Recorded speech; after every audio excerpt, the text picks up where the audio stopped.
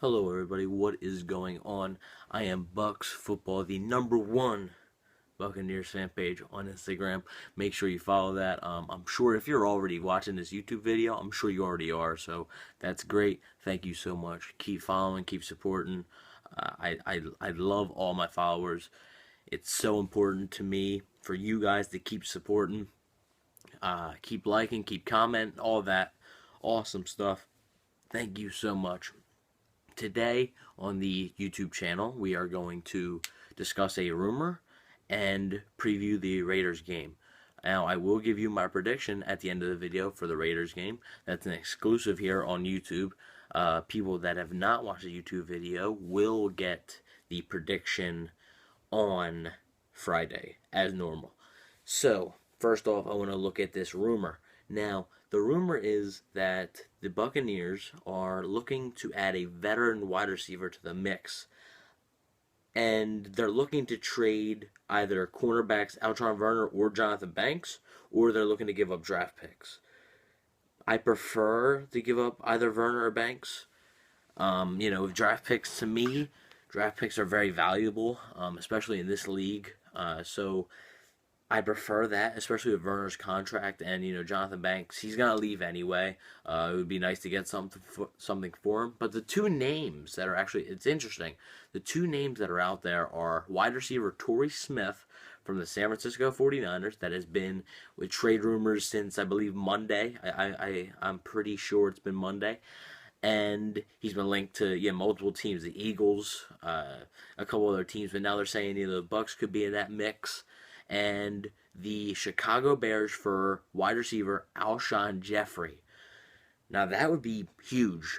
Jeffrey is 6'3". I forget his weight, but he's great, and Chicago's 1-5, 1-6. They're not going anywhere. They're looking to get a pick or a young player, Jonathan Banks, and it could work. I'm sure if we would get Jeffrey, we would have to work out probably a Jonathan Banks and maybe a second-round pick and maybe another pick, but not a first-round pick. I would not be giving up my first-round pick for Alshon Jeffrey.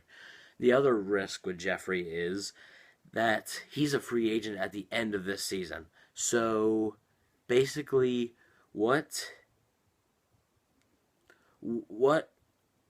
could happen is if the trade does happen, Jeffrey would have to get traded to Tampa Bay, and he'd have to sign a long-term deal probably before the trade would happen. Like, they'd already have to have an agreement.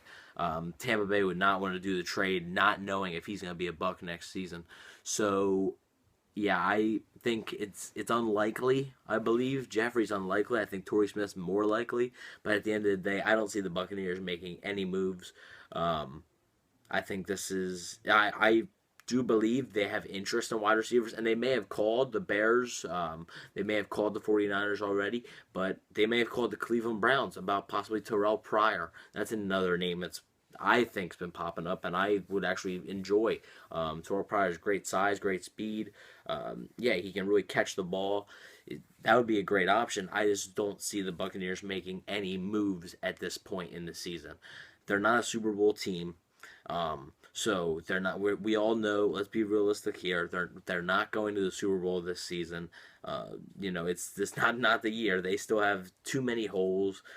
Players haven't developed as quickly. Not really as quickly, but players haven't developed yet. Jameis has got to work on things. Offensive line's got to work on things. Defense has to work on things. There's some maturing that has to go on, but at the end of the day, yeah, like I said, I do not see the Buccaneers making a move.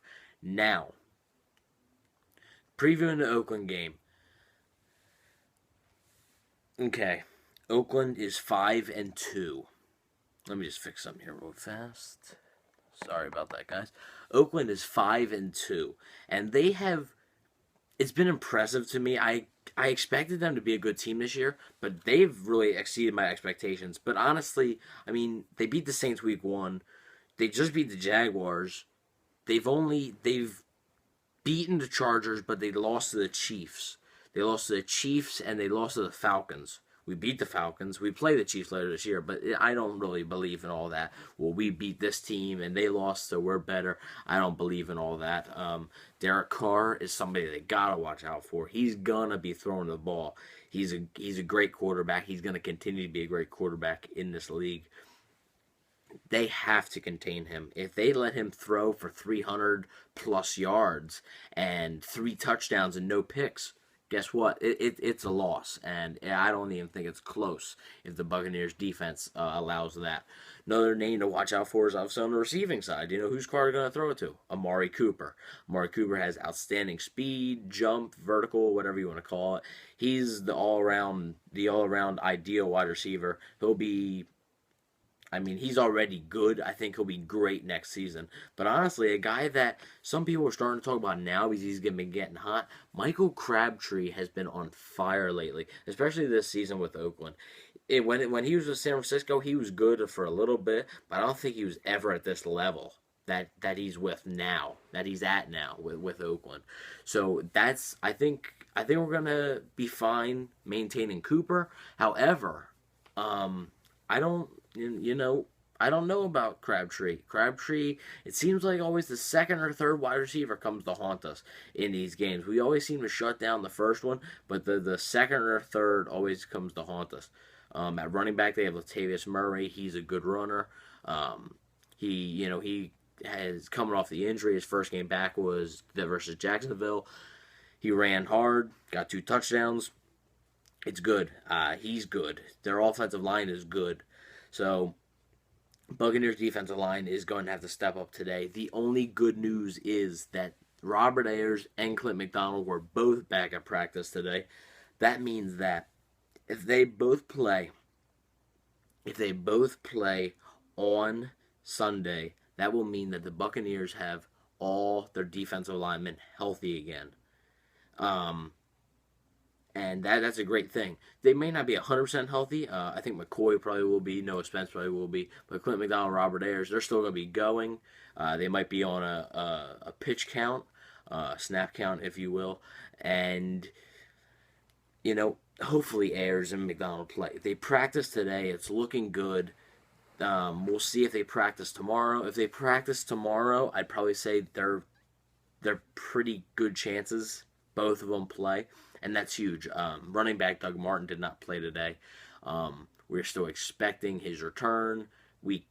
It was gonna be possibly this week, maybe next week, maybe the week after. I definitely think it's gonna be within the next 2 weeks. So it's either gonna be week 9 or week 10. I don't think we're gonna have to wait till week 11 to see a Doug or not. But, that's not as big of a deal because it's not like Jacquizz Rodgers is doing nothing. I mean, we all know Jacquizz Rodgers is doing what he needs to do, racking up 100 yards, getting the extra yards, running, juking, all that good stuff, running through the holes, getting up, finding the holes. We all know he's doing what he's got to do. So it's not that big of a deal. I mean, trust me, Doug Martin is a huge, huge part of this team. But all I'm saying is it doesn't hurt you as much. And I think the Buccaneers are going to be patient with it because of Jacquizz Rodgers' success. Now, I want to preview what the Buccaneers are going to be facing on offense. Jameis Winston is going to have to be sharp. The offensive line is going to have to be even sharper. They have Bruce Irvin that can rush the passer at times. Khalil Mack, who is arguably one of the best pass rushers in the NFL. I wish the Bucs could have drafted him in 2014. We got Mike Evans. It's fine. It's worked out fine for us. It's worked out good for the Raiders too. But Khalil Mack was taken at 5, I believe, and we took Mike Evans at 7. So we never got a chance to take Mack. It would be interesting to see if we actually did, if Mack and Evans were both still on the board. However, they weren't, and Khalil Mack went to the Raiders. He's having a successful season, as always. He's going to be a great player, great player in this league. Just a dominant force on the edge, something that tackles DeMar Dotson and Donovan Smith both have to watch out for. Guards Ali Marpet, Kevin Pamphile need to watch out. They have a decent interior. Like I said, their linebackers blitz sometimes, and their secondary is decent. Not great, but decent. Their defense gives up a lot of yards to wide receivers, actually, and Mike Evans is coming, and here we go. So hopefully Evans can rack up a lot of yards against this Oakland team. Um, they have David Amerson. I forget some of T.J. Carey's one of the corners they have. I think they have Nate Allen, the safety. But yeah, they have some talent there along the defense. Just secondary needs some improvement, or else I think they're a finished product. Um, they do have weaknesses, though. We all saw Kansas City handled them pretty easily, and that's the Raiders don't do well at home, but the Raiders are 4-0 on the road. So hopefully the Buccaneers can snap that streak to get to 4-1. Um, so let's get into some predictions here. I think Jameis is going to do decent. He's not going to light the world on fire by any means. I'd probably say in the neighborhood of 2 touchdowns. I wouldn't expect anything more than that, possibly, because I think they're going to still try to run the ball a lot with Jacquizz Rodgers. Um, Mike Evans, I think, will have another nice day. He probably have a touchdown, I think. He's going to continue his streak. He's just been on fire this season. And, I mean, pretty much offensive line, I think, is going to hold up for the most part. They may allow a sack here or there, but I think the offensive line is going to hold up. I think Jacquizz Rodgers is going to run hard. I don't think he's going to be getting 150 yards against this defense. I think this defensive front and the linebackers are much better than the 49ers. However, I could see him getting 100 yards. I could see him getting around 80 to 100, somewhere in there. It's definitely possible. But now over to the defensive side of the ball. I think the Buccaneers will be able to keep, like I said, I think they're going to be able to contain Amari Cooper. My worry is Michael Crabtree. Crabtree can burn you in so many ways. Vernon Hargreaves will most likely be lined up with Crabtree most of the time. Vernon Hargreaves has been great this season, and I honestly think this is one of his biggest tests of the season because it's one of the biggest games of the season. Brent Grimes, will be against Amari Cooper. Brent Grimes has done very, very well these past 2 games, and he's progressing a lot in Mike Smith's defense, and you can see that. You can see Mike Smith's defense. Everybody's starting to gel. Things are starting to come together for him. So hopefully they continue that success. Latavius Murray on the ground. Our rush defense, it wasn't too good in San Francisco. We forgot how to tackle actually in San Francisco, but honestly, our rush defense wasn't that bad in San Francisco.